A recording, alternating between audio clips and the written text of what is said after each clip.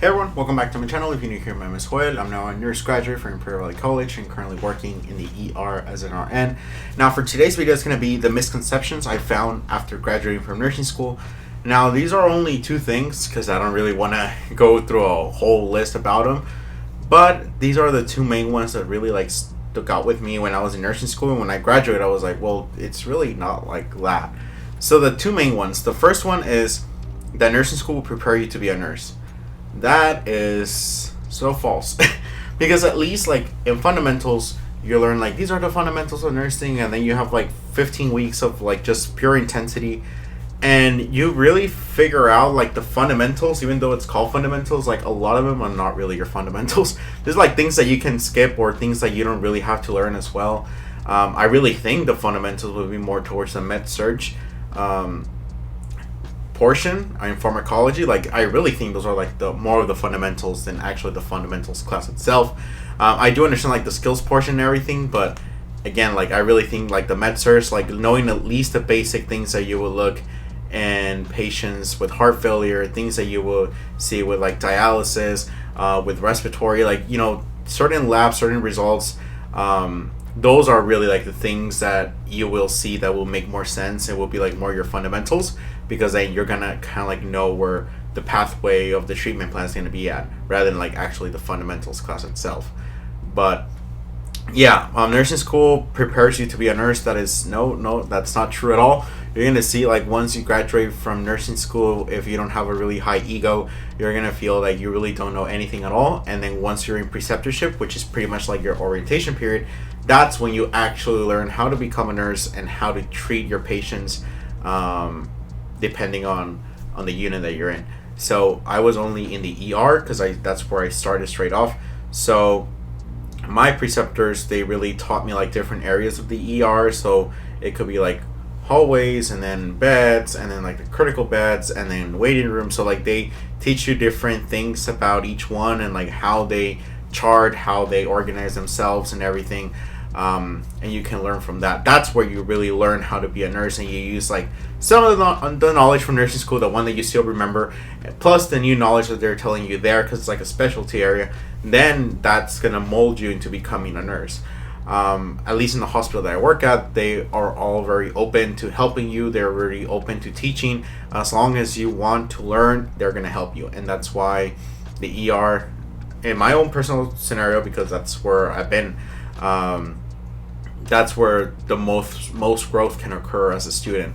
So whenever I see students and they really don't know the area they want to go in, I really tell them well, the ER is kind of fast paced, which is a good thing, because if you're a fast learner, you can learn a lot of things in the day.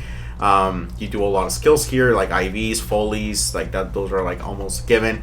And if you have a sedated patient, NG tube, so you can learn that. And then you have the ventilators there. For the patients that are intubated. So there's a lot of things you can learn in a day that probably in other departments it might take you a little bit longer for you to learn, or you might not really see it at all. So yeah, nursing school will never really prepare you to be a nurse. It can give you a sense of what's going to be the real world itself, but at the same time it won't. The orientation period, really try to get the most exposure that you can. Just throw yourself out there, even though you're super nervous, because then when it happened to me in my preceptorship time, there was really nothing too big going on, and all the big things occur right after preceptorship. So that was dang it. So whenever I see the new grads with their preceptor, and they already have a bunch of new stuff, intubated patients, GI bleeds, who are intubated and everything that, I'm well, that's really good for them to have the preceptor there just in case they need them, but they don't feel they don't feel lost, they don't feel alone. So really try and get that exposure. And if you don't have that patient, then really try and let your preceptor know is it cool if I can be with this person for this couple of hours, so I can learn everything. They'll probably tell you yes, because they know it's a really good learning experience. So really don't mind yourself asking your preceptor that, or just being exposed to that, because just think about it one day you will have that patient, and if you don't really know what's the plan and everything, you're all going to be all traumatized and shaky. So yeah, I tell you by experience. So, and the second thing is starting off in med surg. I remember in nursing school, more first and second semester, they will tell us more you start off in med surg, They will tell like it will be very recommended for you to start in med search. They wouldn't really tell you that you had to start in med search, but they were like at least be there 6 months and then you can go to other departments. And in reality, 6 months, if we're being realistic, like in a hospital that wants to train you in a unit, they expect you to at least be there for a year. They don't expect to put like all this hard work into precepting you and everything for you to be gone like in 4 months. So because not a lot of people want to do preceptorship, probably because like they don't get any really a raise or anything.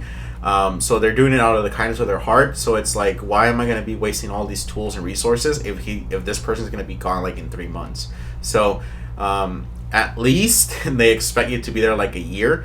And depending on the hospitals, like at least my hospital was like 2-3 months preceptorship kind of. There's other hospitals that are like 6 months and everything. So starting off in med surg, it shouldn't be like a thing you should have in your mind, and a lot of people have that mentality. If you want to start off in med surg, then that's cool. But just because like other people are telling you to start off in med surg, that's really not a good indicator.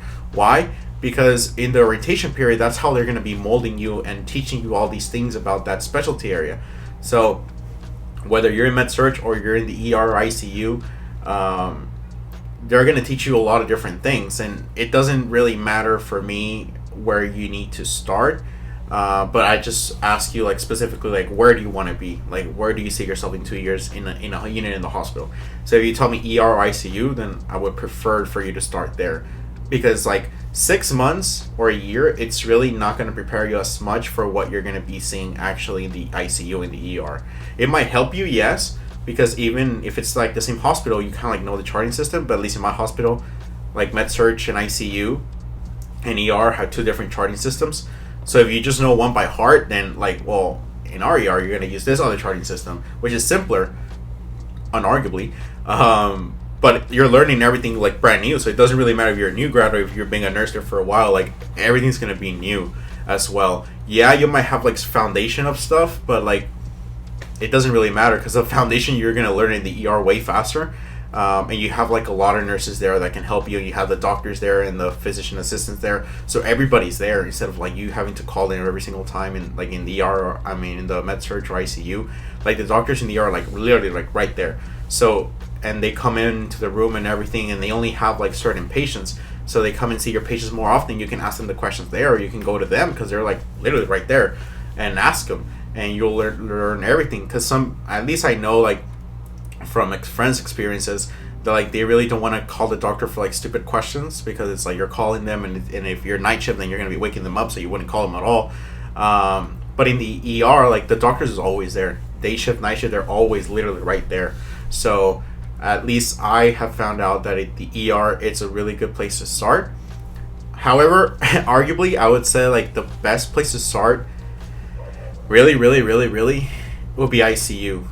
And I never really thought I was going to say that, but just really think about it. If you are able to take care of the sickest patients, then you can just go from there. If you start off in like the high leagues, in the major leagues of like trauma and everything like that, then you can just go down the way to whatever else you want to do. They also say that of ER, and I also agree with it, because we stabilize the patient and then send them to ICU. But like in the ER, it really depends on the days, because there's some days that there's really nothing interesting going on. Every patient is like CHF, kidney problems, UTIs, back pain, like a lot of things that are like pneumonia, but it's like no big deal. Like they don't have to be intubated or anything. It's just like pneumonia, and they're cool, like sitting on Romero and stuff like that. So you have like med surg patients are like they're like stable pretty much. And then there's times like the ER, it kind of like turns like med surg 2.0, because you like 3 out of your 4 patients are already admins and they're waiting for a bed in med surg. So you're taking care of patients in med surg in the ER. And then you have like these cool ones that occur like every once in a while, that like they're doing CPR in progress and everything like that, and they're unconscious and they have to be intubated and GI bleed going on. In the 9 months that I've been there, I only had like actual ER scenario patients where they had to be intubated, GI bleeds, STEMI stuff, they had to be transferred and stuff like that. Like if I have to put that and like how many times that has occurred in a day, I would say with the hand on my heart that of the 9 months that I've been there, only 3 weeks I really had like patients like that. And the 3 weeks, I'm talking about like the 3 days that you go to work. So 3 weeks, what's that? 9 days of work. So out of the 9 months that I've been there, 9 days of work have actually been like patients that I had that were intubated, or they were like super super super bad that they had to be transferred, like really bad transfer. Not like kidneys, not like gallstones or stuff like that. Like actual transfer, like STEMI, kind of like post-STEMI, and very intubated. Like they have to be like, of course, ICU, kind of like that. So it's only been 9 times for me. Now, was that is that just like a bad luck for me? Probably yes. But it really depends. But the point that I'm saying, because I can only talk from my perspective, right? So from my perspective, from the 9 months that I've been there, which have been like a lot of weeks, only 3 weeks. And if I want to be generous, I will say 1 month. The whole point is like you really don't see a lot of those patients to take care of. You do see them, but they're not your patient because you already have 3 of your patients or 4, and the cool patient, well, it's for this other nurse that he got that patient. So at least, yeah, like that's the bad thing, I guess. Because there's some ICUs are like observation ICUs, so they're really not that ICU. I guess they call it like soft ICUs. But like that's when I'm talking about like the actual ER that you would see in the movies or in the series. Like I really haven't seen too much of them in the 9 months that I've been there. Now I've been there for 9 months, like I said. So obviously nurses that have been there like for years, 3, 4, 5 years, like you just multiply all those numbers. And you're working in COVID, then you just like quadruple those numbers because in COVID everybody was intubated and everybody was ICU. But I came off like kind of like towards the end of COVID, like towards the second wave, because like I graduated 2022 in June. So starting off in med-surg, again, not a really good plan if people are telling you to do it. If you just want to learn it because you want to learn the basics and everything like that, you're going to learn the basics in ICU, and you're going to learn it in the ER, and you're going to learn in labor and delivery. You're going to learn the basics in all of that. So really tell yourself, like, is it really worth it for me to start here? And almost all the nursing students, when you go to clinicals, you go to med-surg, the big majority. So really think to yourself, like, are you down to do this work alone with 4 or 5 patients that are under your care that need all these medications for their CHF and dialysis stuff and everything? Like, are you down to do that for a year or for 2 years? And if you really don't have a lot of fun being in med-surg, then you could probably be like, nah, I'd rather go to ICU or the ER. ER, again, is very fast-paced. ICU depends on the day, but you only have 2 patients max, which you might be like, oh, that's cool. But they're like really, really, really, really sick patients. So you're going to be putting like a lot of care into it. And the charting system is a nightmare. From what I've been told, because I'm not in the ICU, but people that are in the ICU, they're like, oh yeah, like my assessment is like this long, and it's like, what the hell? It looks like an essay. Not gonna lie, single space. So yeah, just go to whatever specialty you want to go into, and if you're scared, then that's the whole point. It's good for you to be scary because you're getting out of your comfort zone. So just having scary sensations or scary thoughts or just doubting, that shouldn't really stop you from going to the unit that you want to go in. I would really, if I were to be an instructor, I would make my students be in the ER and the ICU. Like, to start off, I'll be like, guys, like, if you want to go from the ER and then to med-surg, that's cool, but like you have to start here because you're going to learn everything in so much fast pace and so repeatedly that you're going to know what labs are going to be ordered, what you're looking for, the medications you give and stuff like that. So you can already like anticipate if they're coming in with sepsis, you already know, put in the 2 IVs, getting the blood. Depending if they can't pee, like just put a Foley in with like a thermometer so you can get like a really accurate temperature. You have like all these things that you're already like, oh, okay, this is a sepsis patient. I already know what to do. You already have your mentality, and you can be proactive and have initiative. In the ICU, you're always gonna have like this super super super super critical patients that you're gonna learn so much out of, and you have a team there as well, just without the doctors there, but you have like nurses with you. So you can ask them questions, you have your preceptor and everything, and you're never going to feel ready. And even when they let you go, you're still not going to feel ready. But just know, like, you're not alone. You're not the only one taking care of that patient. You have the doctor, you have other nurses that you can just ask them questions. And they rather you to ask questions than, like, screw something up and probably kill the patient. So they all love whenever you ask questions. And even though it might be a stupid question, you can first try to Google it.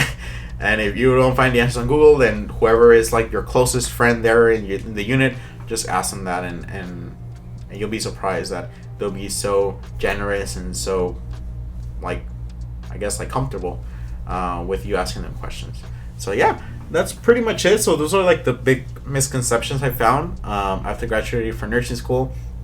And yeah, I really hope you guys found this video useful, and hopefully I get you guys before you graduate nursing school or before you choose your department to work at. And yeah, and just know again, and just as the last thing, if you don't really like the unit that you're working with, then you can just change. The good thing about nursing profession is that you can change. If you don't like too much of the bedside, then you can try and work something else, like clinic stuff or paperwork type of nursing stuff. The whole thing is like, nursing is so broad that it's very, very good. You want to work more towards like state, you can go to public health.